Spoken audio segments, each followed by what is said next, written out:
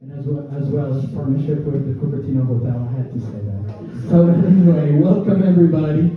I'm sure you all have questions and want to know more about the Vidovich Vineyards. That's why I'm extremely thrilled and honored to present to you Jenna Vidovich, who's going to give you a little background of the Vidovich Vineyards. Jenna?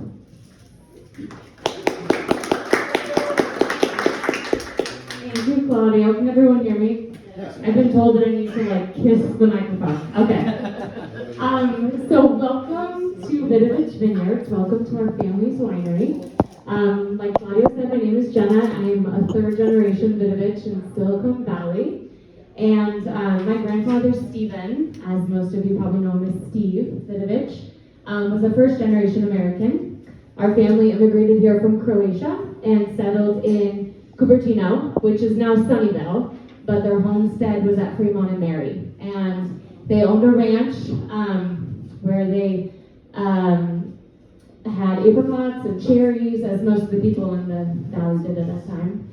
And after my grandfather returned from World War II, served in the Navy, he farmed for about a decade, and then he noticed there was a shift. He noticed that people were moving away from farming, that there was a shift away from an agrarian society. And all of his friends were pressuring him, Steve, move out to Modesto, move out, out east, down south, you could buy a bigger plot of land, more ranch land to work. And truthfully, I think my grandpa was tired. I don't think he wanted to farm anymore. But also, he was very enterprising, and he always had great foresight. So he decided to stay, and instead of farming, much to the chagrin of my great-grandmother, I'm sure, he said, hey, Mom, we're developing the farm. We're going to turn this into a shopping center. She just about died. But it paid off. So he developed his ranch into Tianza Square Shopping Center, which is there today. And then from there, he built more shopping centers, apartment buildings, hotels. Cupertino Hotel. Cupertino Hotel, Grand Hotel. And then this. So this land was purchased in the early 90s from the Patton brothers. And my understanding is that it was sort of a neglected property. It attracted some unsavory character, shall we say. There was actually a castle on this property. And so that unfortunately was torn down. But it made way for this beautiful property now, this home. And before this was built, my grandpa started the winery. So the first grapes were planted in 96. That was our first vintage. And then he built this home, and this was his final project. It's very meaningful for us because the intention was for this to be a gathering place for our family and friends, for holidays and get-togethers. It was also supposed to be a weekend retreat for my grandmother, Marilyn, and him to enjoy each other's company. So, ironically, my grandpa died on this property. So he was on his D2 tractor from 1948 that he used on his original ranch, and he was airlifted off the property. And although we were all devastated, we found it very fitting that he had a very ceremonious goodbye to the valley. He flew over the valley that he loved and served his whole life. So he obviously had a deep appreciation for the valley. The only thing he loved more than the land was his family and his friends. So he would always say, take care of the land and it will reward you. And you're all tasting the fruits of his labor tonight. So it's very true.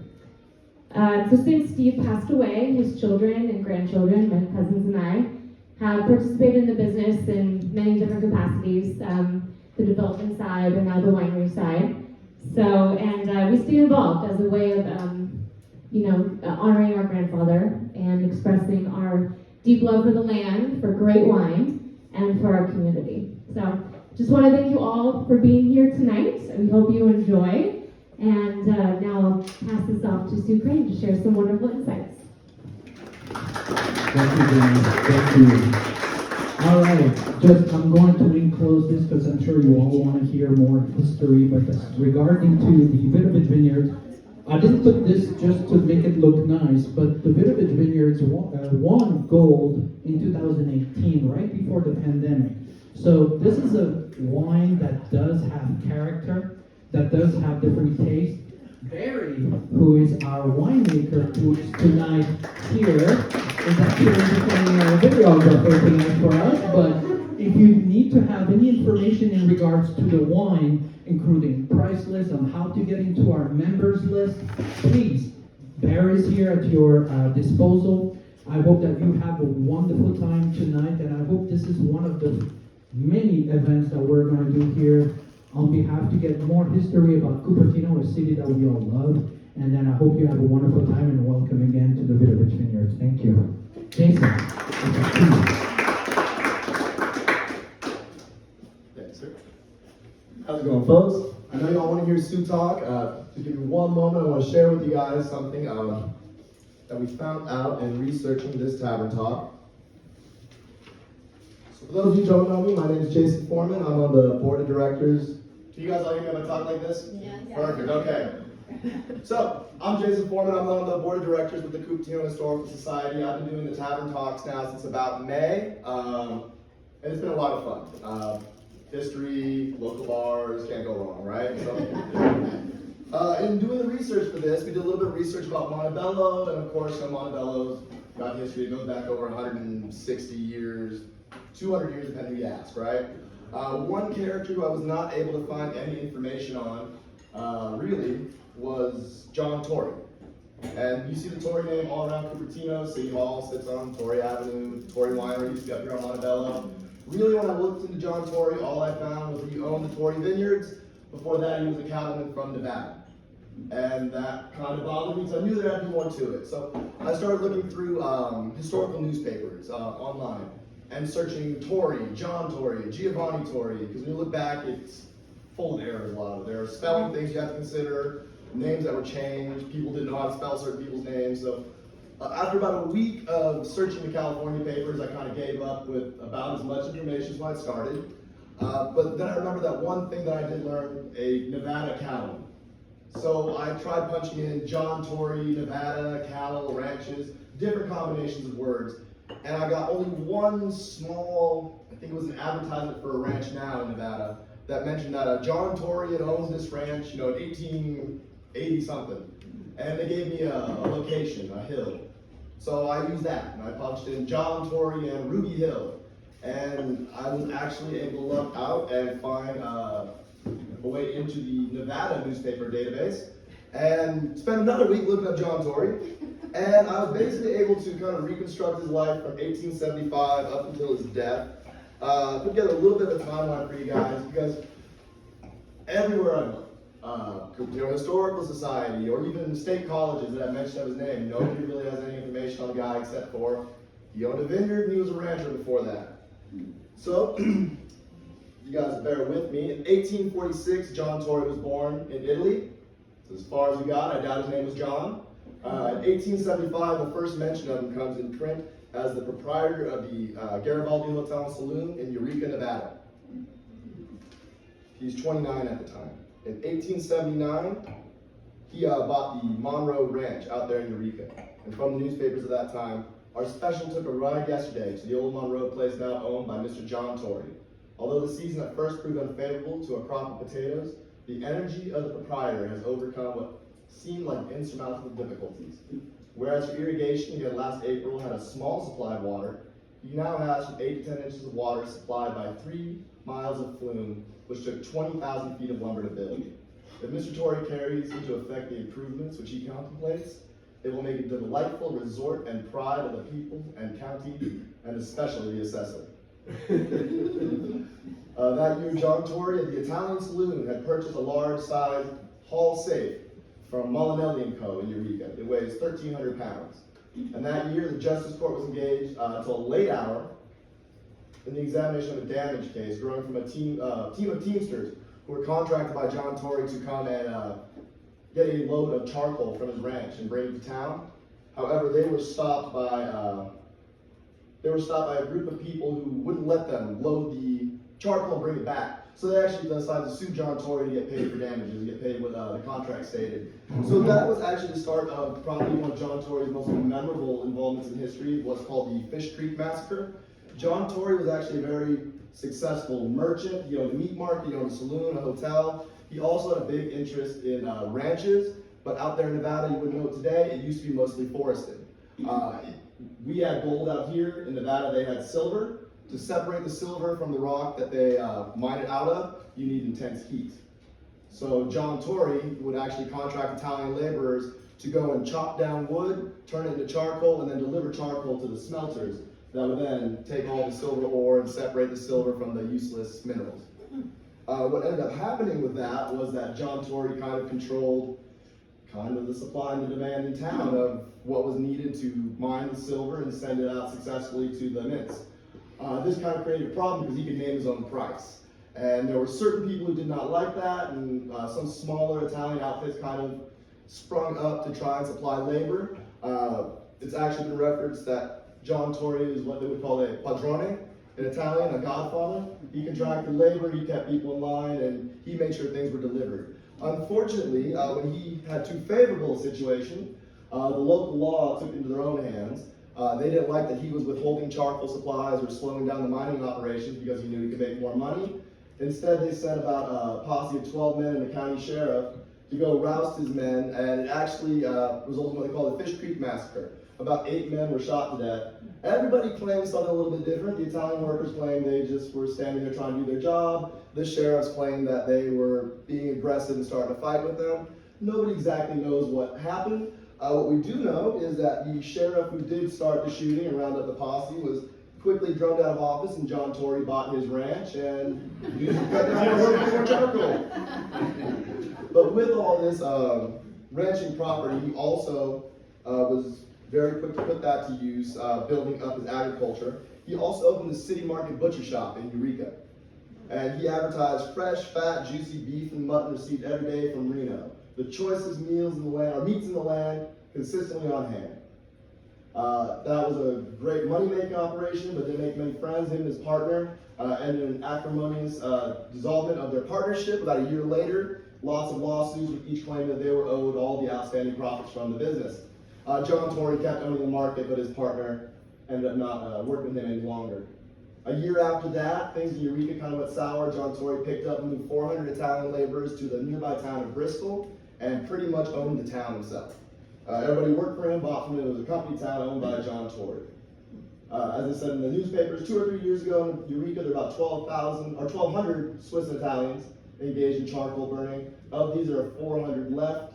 Many of the 800 are scattered out eastern Nevada or burning with John Tory over in Bristol. That year, he also worked together with some of the friends he made to start a new spur line of the Northern Nevada Railroad, going from his holdings where he was at in Bristol to some of the larger mining camps. Him and several other large merchants got together and constructed a narrow gauge railroad. Let's see, it went all the way from the Ruby Hill Railroad in central Nevada. Where it crossed between Eureka and Richmond Mining Company, southwestly some 10 miles by Spring Valley Mountain. As plugged in politically as he was, John Tory was actually asked by the Italian consul in 1883. They gave a special plea to him to reach out to the folks in Nevada to raise money for a earthquake relief effort. Big earthquake in Ischia, Italy, and he actually was the one who led the efforts in Nevada to kind of raise money for the relief there. And part of the reasoning for that was he was actually planning his own political career at that time.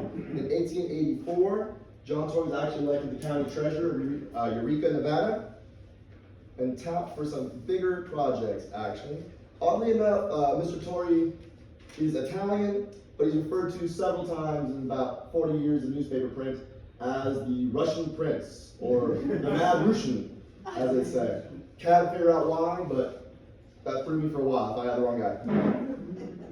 John Tory also actually had an audience with President Chester A. Arthur. He actually made a pretty big brag saying that Chester A. Arthur would not carry his state, that he would deliver all the votes for his opponent, and that he'd be damned if Chester A. Arthur got over a certain amount of votes in the state of Nevada. Well, he had to eat those words, so Chester Arthur invited him out to the inauguration. John Torrey, known as the Big Russian, a distinguished local politician, a successful businessman at Eureka, has been in Washington, D.C. some days, during which he's been shown marked attention by Senator J.P. Jones and Congressman Cassidy of the state. He's been brought in contact with foreign ministers and other distinguished people and enjoyed a very pleasant interview of a half hour with President Arthur. During the interview, he told the president he was identical to the individual who weighed Billy Mills sugar for the treasurer of Eureka County 2 years ago. And in this time, John Torrey was also out here in California as well. Newspapers do mention that he was out of the bay a lot, taking time, personal breaks with friends.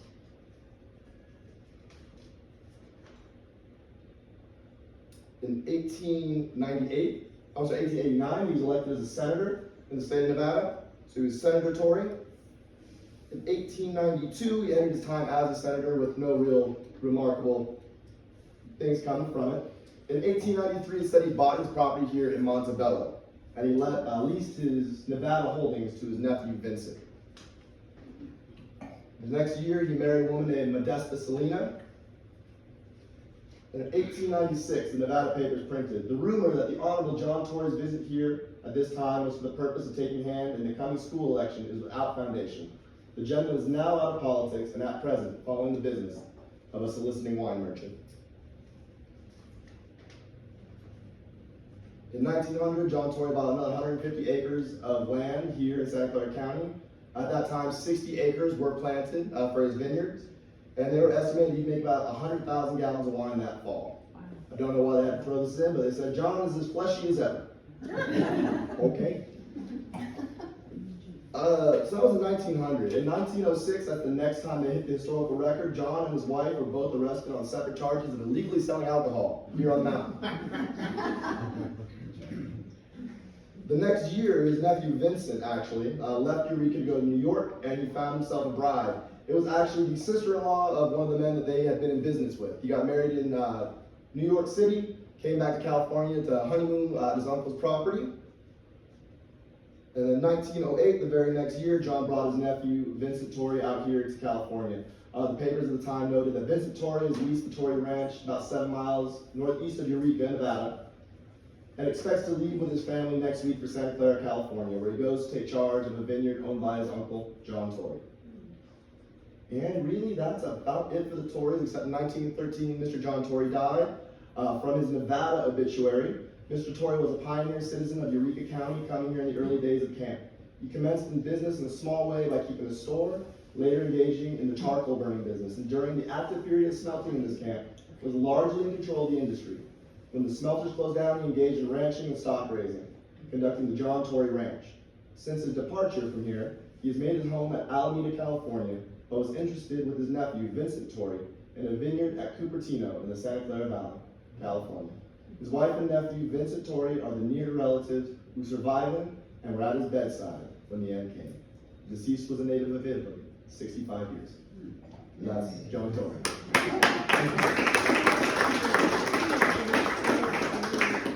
Folks, I'm going to turn you over to our star attraction for the night. We have with us Miss Sue Crane. She recently wrote a book about her history of Ridge Winery, and I will let her share that. Okay, I'm not sure exactly how I'm going to do this, because I have the book here, and I'd like, can you hear me? Yes.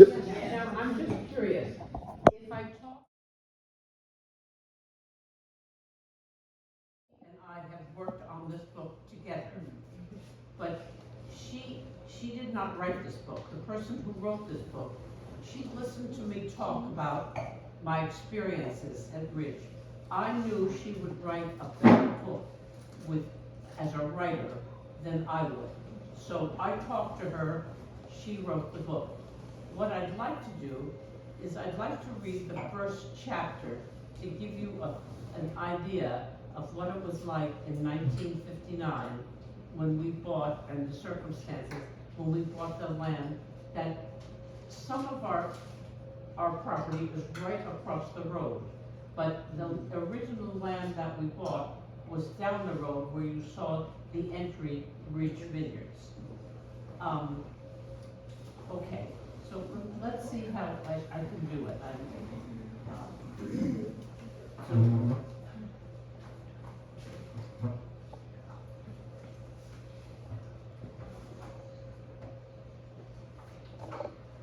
let me see what I can see.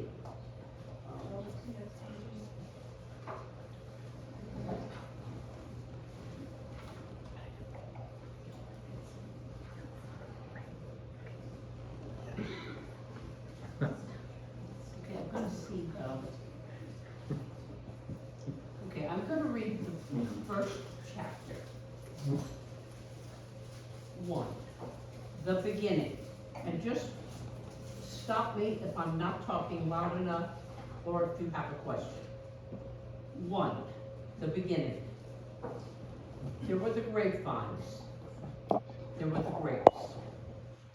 Sleeping bags lay strewn all over the hilltop. Mothers, fathers, kids, dogs, lessons in stargazing, lots of whispering and giggles.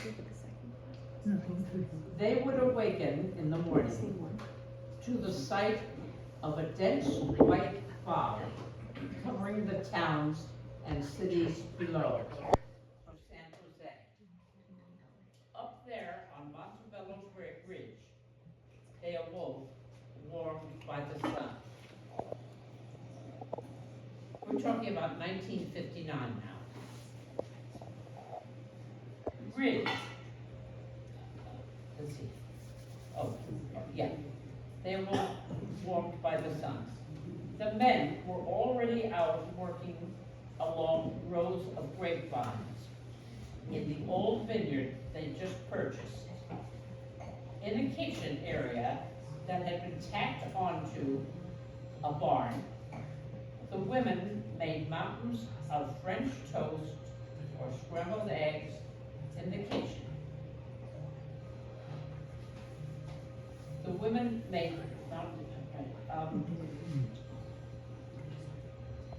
scrambled eggs or pancakes. The kids did homework, practiced music, ran, climbed. This is hard for me to see.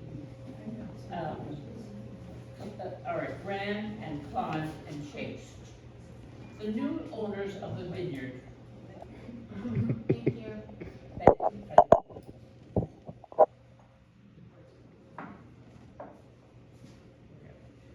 The new owners of the vineyard were 3 families: the Benions, the Cranes, the Rosens, and a bachelor, Howie Seidler. And an enormous amount of work always waited, tending to the vines, the grapes, and the dilapidated old building. It was all done on the weekends up at the vineyard, hours carved out from the rest of their lives.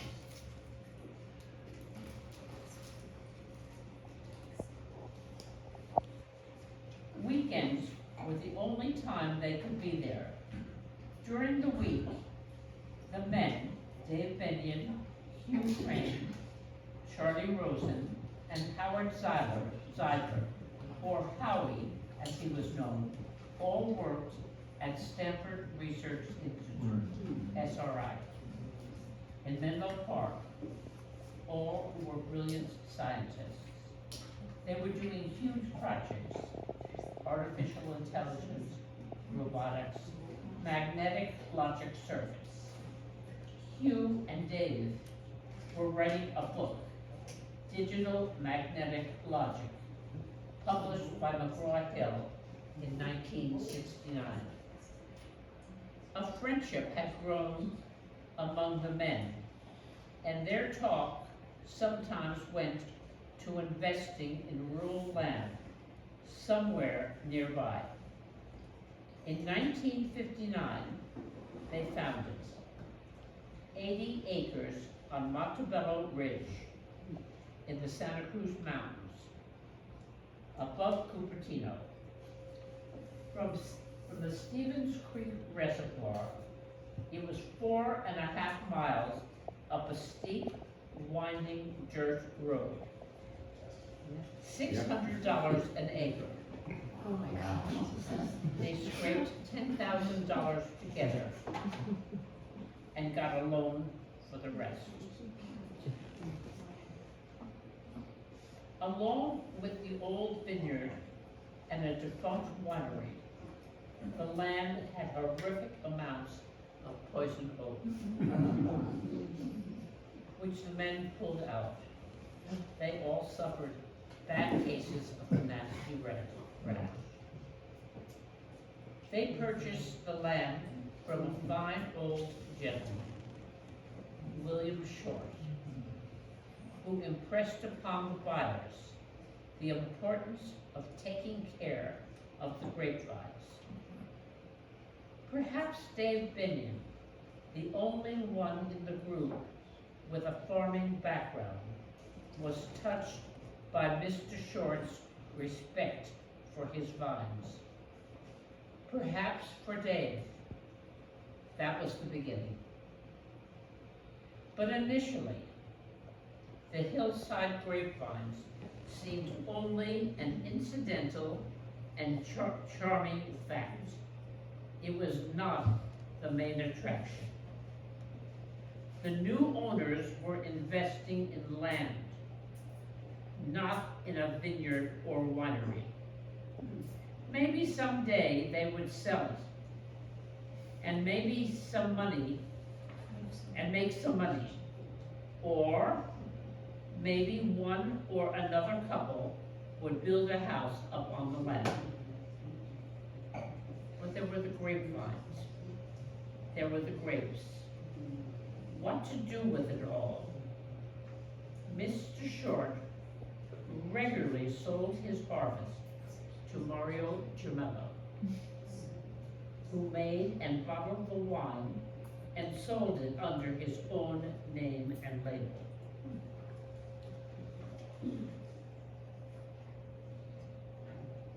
There's pictures here, and you might want to see them, but I'm going to read through to the first chapter, and then I can show you the pictures.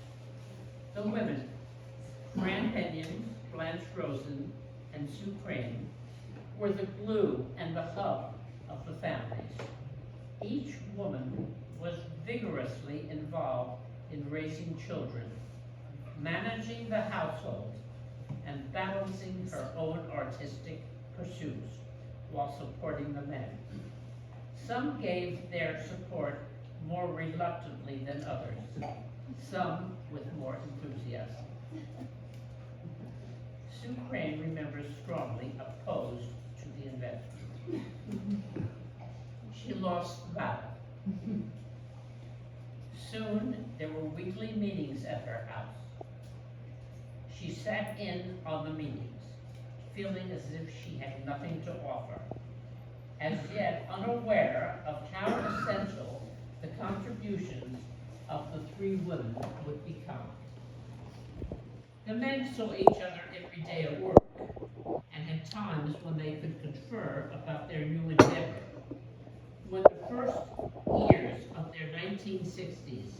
In the first year of the 1960s, Sue recalled her own involvement as minimal, because she was having her children, 3 babies in 3.5 years. There was so much work to do up at the vineyard, like wiring and plumbing of the existing buildings, on top of caring for the vineyards and their yield. But there she was back home with babies. It was a lonely time. I was sort of a vineyard widow at the beginning, she said. But before long, that feeling would dissipate. Although the 3 wives didn't have much contact with each other during the week, by Thursday, the phones would hum with plans, meals, menus, who would bring what, which of the kids were inviting friends, shopping, prepping, cooking, schlepping, cleaning, budgeting time and money. This flurry of activity went on before each vineyard weekend. And then again on Sunday night, when they got home and had to unload the car and put everything away. It wasn't only the children's friends who wanted to go up to the vineyard. It was so appealing up that steep, curvy road. The charming old wooden buildings, the long rows of grapevines, the sweet, warm sun, the far views of ridge after ridge, like land waves in the distance, the welcome evening coolness of fresh ocean winds. Those were the years when more and more people felt drawn to the land, to farming, to nature. At the same time, all over what would become the Silicon Valley orchards were becoming cut down to build freeways and housing developments. And up there on Montebello Ridge, the vineyard families were working hard, getting acquainted with the land and helping their grapevines to thrive. On those busy weekends, the founding families welcomed the chance to take a break and have a picnic with friends. People from down in the valley wanted to visit the beautiful old vineyard. As friends started driving up the mountain for picnics, a customer base was building.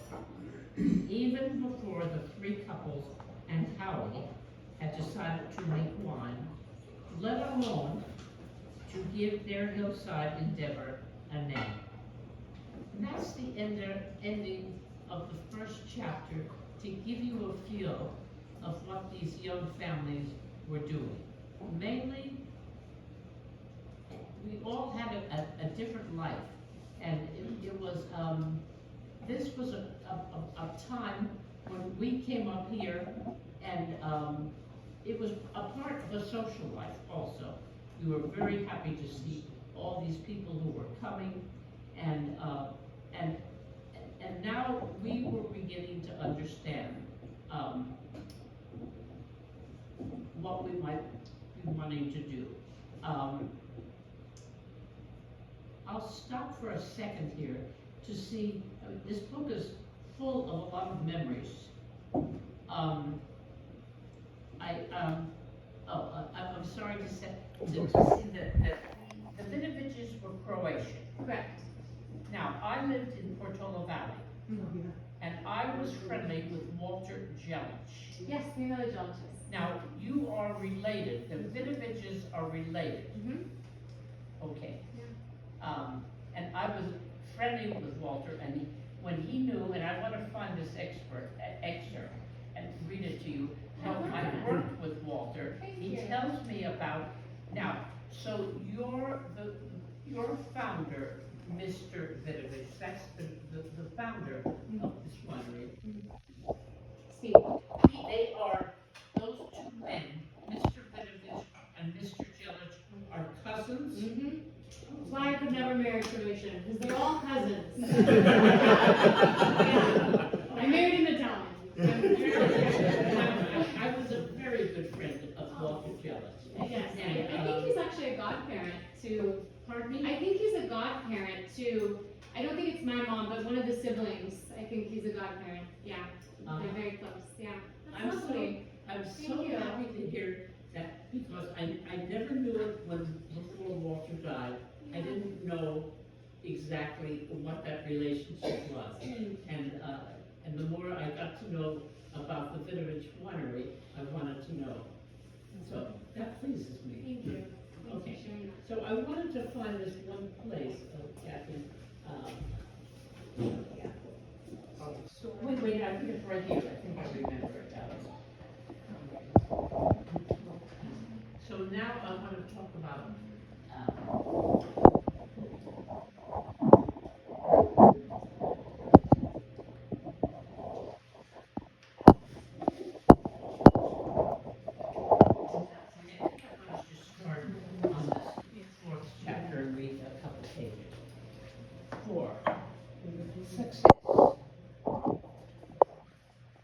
trusted each other, their land, and their vines. Things happened so fast. Dave cut back his time at Stanford Research Institute to 4 days a week and added Fridays to his work days at Ridge. In other words, Dave had 4 children. We all had families, and Dave had to support his family. So Dave, Hugh, my husband, and Charlie Rosen said, Dave, you start to work up at Ridge. You make wine, and we'll make you president. He said, no, I don't want to be president. Well, he had to be president. There was no one else. And we paid his salary until the company was successful enough so that Dave could support his family.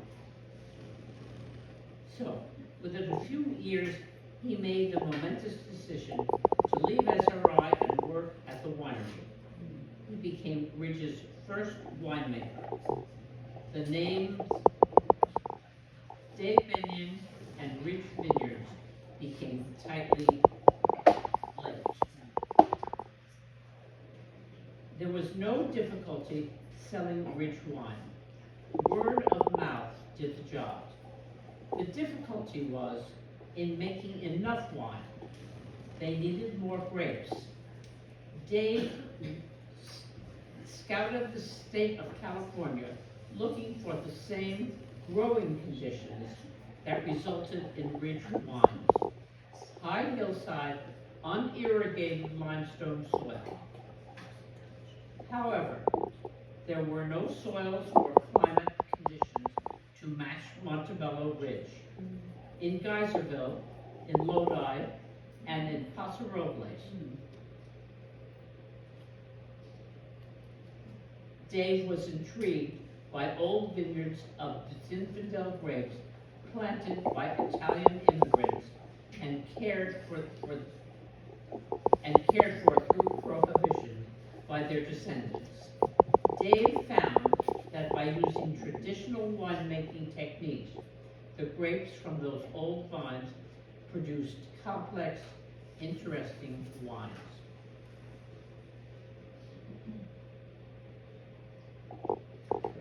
This is the piece of literature. Another solution to the need for more grapes presented itself one day back in 1966. Sue and Hugh were bicycling around wine country in Sonoma County and passed a big nursery. It was selling about 5,000 bench-racked vines, canes grafted onto rootstock. Hugh and Sue called Dave, and he quickly went up there. They were good vines, and Dave bought them all. The bench grafts needed to be kept cool until planted in the spring. Luckily, Sue was acquainted with Portola Valley apple farmer, Walter Jellich, who sold fruit seasonally out of his farm. She purchased various varieties of apples every fall, plus countless pounds of dried apricots. Over time, shopping to satisfy her growing family, she had developed a warm relationship with Mr. Jellich. He had a walk-in refrigerator unit in his barn where the annual harvest of fruit, it smelled so wonderfully of apples, Sue remembers. She asked Mr. Jellich if the refrigerated unit had any extra space. In an accident of good timing, the whole unit was temporarily empty and would be for some months. A deal was struck, wine for refrigerated space, and that's how Ridge had proper storage to maintain dormancy until time to plant the newly acquired bench grass. And that was a very, but I didn't know, I had not heard about the Vidoviches until much later. Yes, I was wondering if there are still Jelich's in Portola Valley. yes, And they're still there, because I know There's- about 10 years ago, I bought some quince jelly, which Croatians are great at making, at the Bianchini's Market, which is there in Ladera, right on Alpine Road. the Empkins, Yeah, yes. and it said Jelich, but I talked Yes. to my cousin who seems to know everything, and she didn't think there were that any Jelich's left up in Portola Valley. I don't know. All right, Mr. Jelich, his wife, are both deceased. Mr. Jelich and his wife have two girls, two daughters, who are in their 70s now. And then there are, and then Mr. Jelich had two brothers. There are relatives left there. I don't know who's making that jelly, but I know it's being made, and I've seen it at Bianchini's also.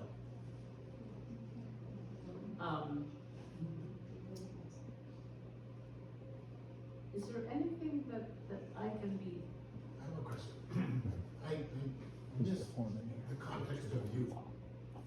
So who are you in all these stories? Where did you grow up, and what's your work history? Me. Yes. Okay. I was born in Jersey City, New Jersey. East Too Coast. Yes. And I met my husband while I was at college. He was at Princeton at the Institute for Advanced Study. He was working on the first computer. He was doing the Johnny, I don't know who's involved, who knows anything about computers, but he was working on the first computer, the Johnny von Neumann computer, and he got a job there. That's when I married him. I graduated from college and I go to live there in Princeton. And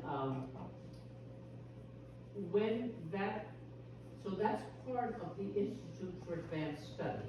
That's where Oppenheimer is, and it was pretty heady times.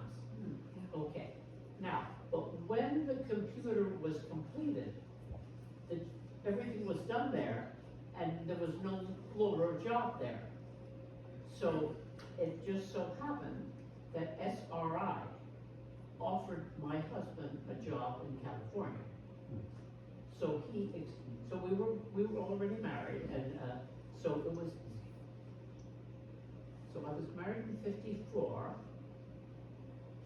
We were in California by 1956, and he was already interested in a million things, and it was 1958, 56 or 7. That's when he gets involved. And I get dragged along by all this. None of this was my idea. I mean, I'm not as, I had none of this inventive kind of energy that he did. I would be happy taking care of those children, but he had all these endeavors, and in a marriage, one is best to say, oh yes, I could do that. You're out. Where did you live here in Santa Clara? Again, Where did you live in Santa Clara County? in Santa Clara, I never did. She's in Portola. Oh, I lived in Palo Alto.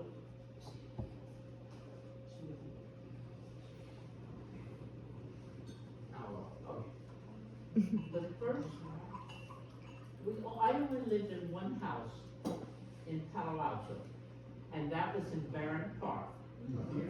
And so after the first apartment that we lived in, when we had those the three children pretty closely. We bought an Eichler in Barron Park. So then when it was time to spread out, we looked into Portola Valley, and that was our next house. We stretched, and we bought a house in Portola Valley. I still own that house today. My son lives in it, and I don't live in that house. I live in the Sequoias, which is a senior residence. Good move. I've had a very adventurous time, and it's been a very exciting time. So what was the road up here like in those days? When you were forming the. Worse than now. Was it a dirt road coming up here? When was the road paved? I know. I'm gonna let Kathy answer. This is Kathy Martinich. Kathy has known Ridge longer than I have. I started working there in 1971. And she had a work. All right, you gotta talk loud because I had to talk loud. So the road, I know, when I first came up here in the 60s, the road was paved to the school. And it was not paved beyond that. And then it was, by the time I started working at Ridge in 71, it was paved all the way up. There must have been rattlesnakes up here. Oh, yeah. There still are. There still are. Actually, we should close the door.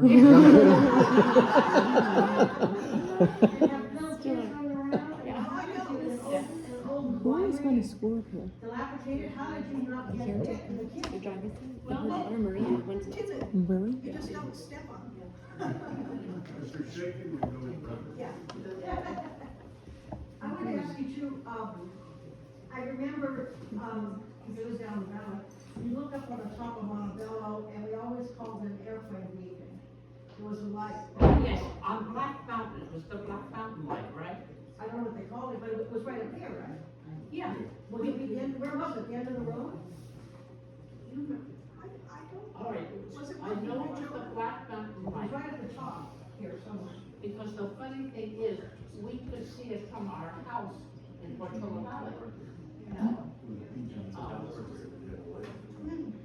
And it was, all night long, from dawn to dusk, it was, we figured, we just called it airplane beacon, we didn't know what it was, and also, she mentioned a castle up here. The big pink castle. Yeah, what was that? I just never seen it, it had like a roof like that. It was semi-abandoned most of the time I knew it. Yeah, that was told an airline, I mean, this was in the 60s, early 60s, that there was, I was told an airline pilot did it, but that's all I knew. We lived there at first, and then it was sort of, it was abandoned. Was it right here, or? Yeah. It was right over here where the water tanks are. Yeah, it was on this property. Wow. Yeah. Yeah. But I mean there were no vineyards. This was just Yeah. yeah. A castle. Yeah. You must know a lot, you lived here all your life? Yes, off and on, off and college. So